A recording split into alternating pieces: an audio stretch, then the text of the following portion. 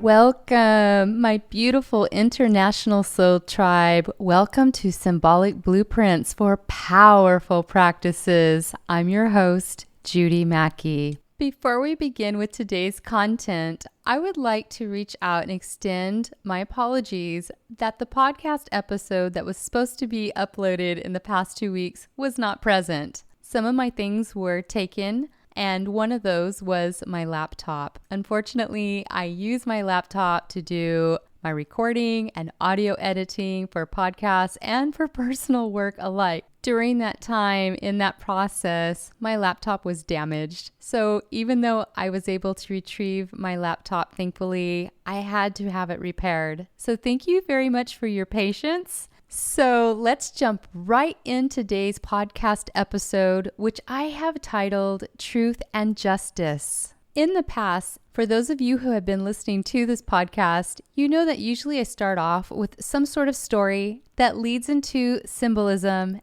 and then I provide rituals for you to use that symbolism in to co-create with the divine to manifest the lifestyle choices that you desire. Today, instead of providing you a story, I'm going to provide you a little history, and then we're going to jump into some symbolism and rituals. In the United States of America, the judicial system is often depicted with a common symbol, and that symbol is Lady Justice. She is often depicted holding a set of scales, a sword, and sometimes a blindfold. The sword represents the sword of truth, to get to the truth of a situation. The scales represent balance and fairness. The blindfolds typically represents unbiased justice. So Lady Justice actually originated about 800 BC. And of course, like many things that we honor today in modern time, she actually stems from 3 goddesses. One of them was the Greek goddess named Themis. She was honored for having clear sight. And then there was the Roman Goddess Justitia, who is honored for having virtue in justice. And then, of course, there was, back in the times of ancient Mesopotamia, in Egypt, we have the Goddess Ma'at. And the Goddess Ma'at would weigh someone's truth and justice by the weight of a feather. In tarot symbolism, there is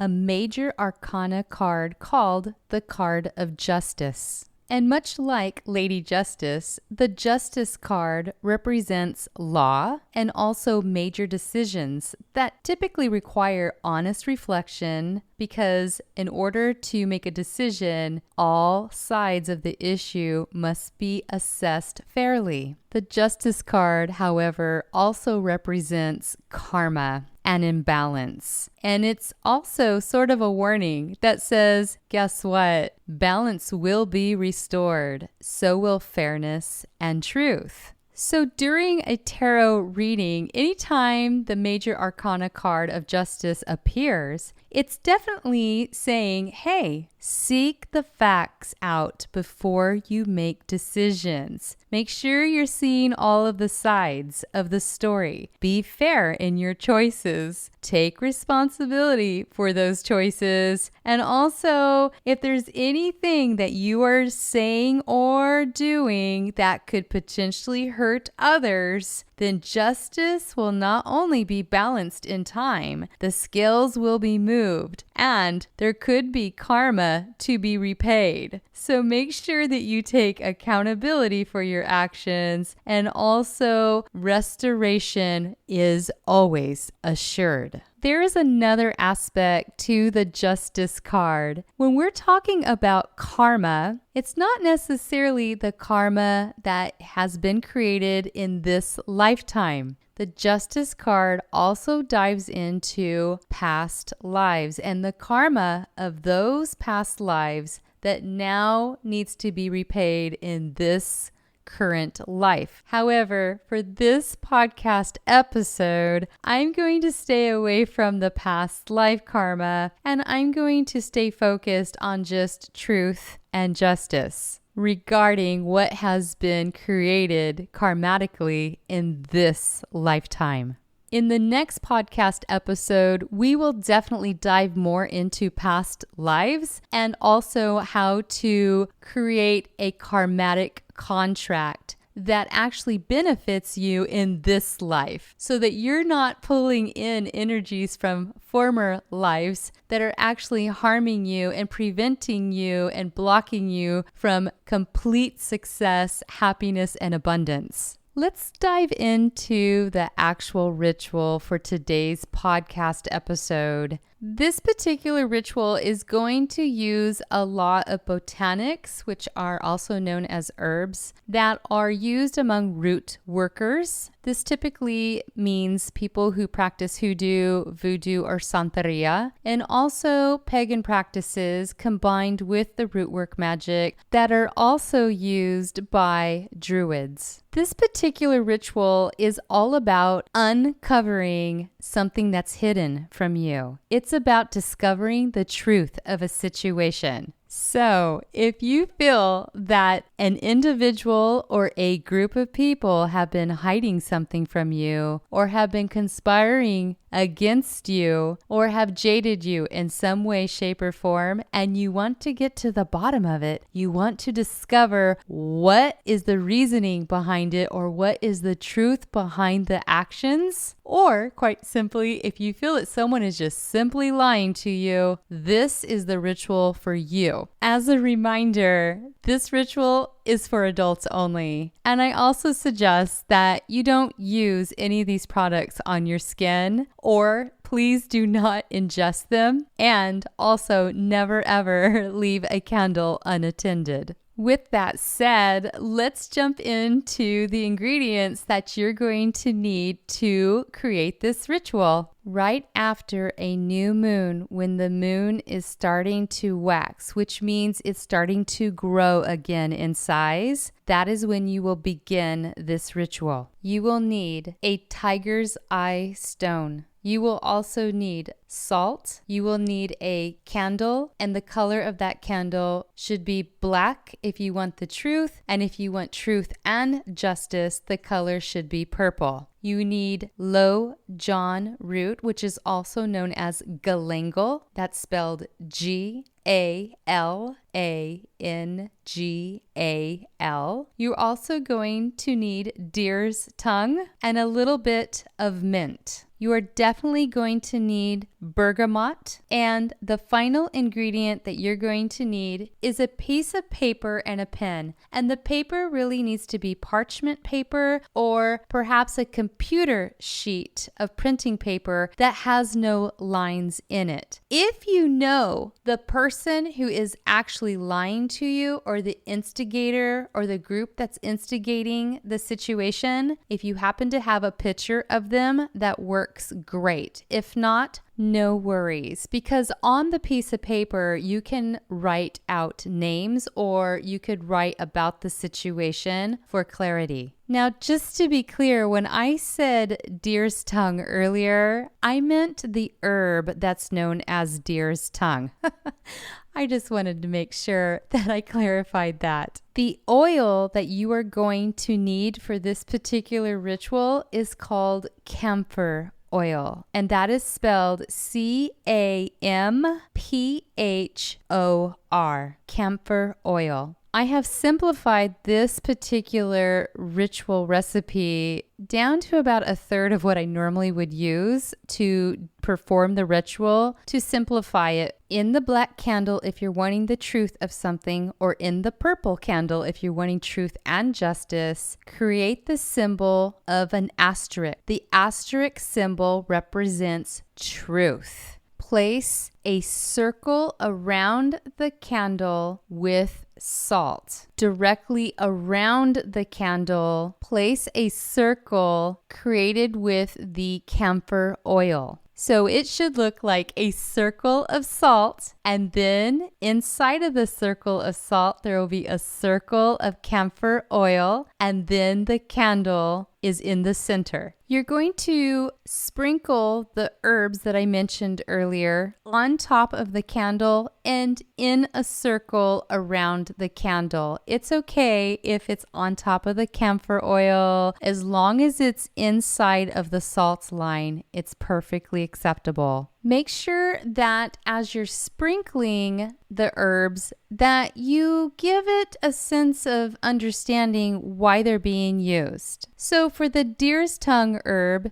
it helps with court cases. It helps to make people speak the truth or speak eloquently, to kind of blab, to kind of feel comfortable talking to you about a situation. And then mint helps people open up lines of communication for this particular ritual. And then Low John's root, also known as galangal, is ruled by the planet Mars. So it's about action, and it's used to avoid legal problems, winning a court case, or any kind of struggle that you might be having with a certain person or group of people. It turns the situation usually towards your favor.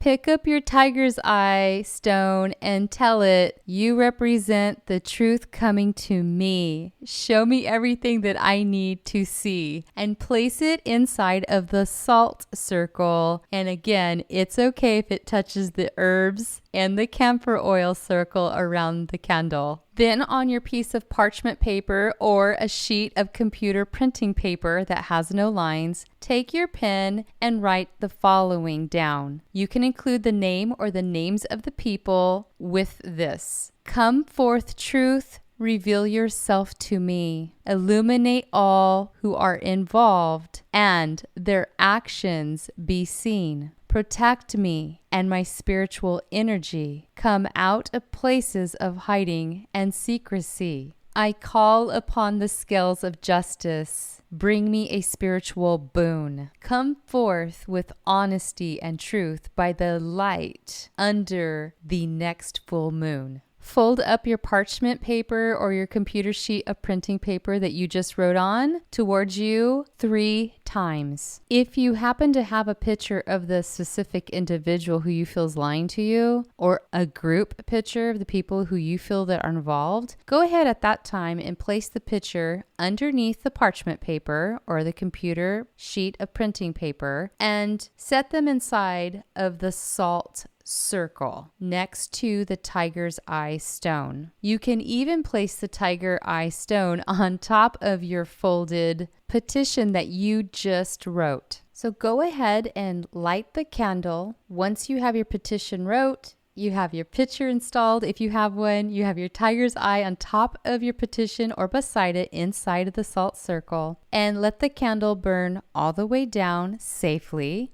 And then you just sit back and wait for approximately 30 days until that waxy moon turns into a big, bright, illuminating full moon. And about that time, you should be receiving information that you didn't have prior to this ritual that will give you a lot more insight and hopefully the truth about a situation. I've used this ritual several times, and I have actually used it just recently in the last month or two, and it has given me a lot of insight as to why people have done certain things or why I have been lied to or jaded. I have a better understanding now how to deal with the situation and how to emotionally process it. I recommend this to anybody who's looking for the truth and who is willing to have an open mind about how truth sometimes can be a matter of perception. There is their truth, your truth, and then the actual truth.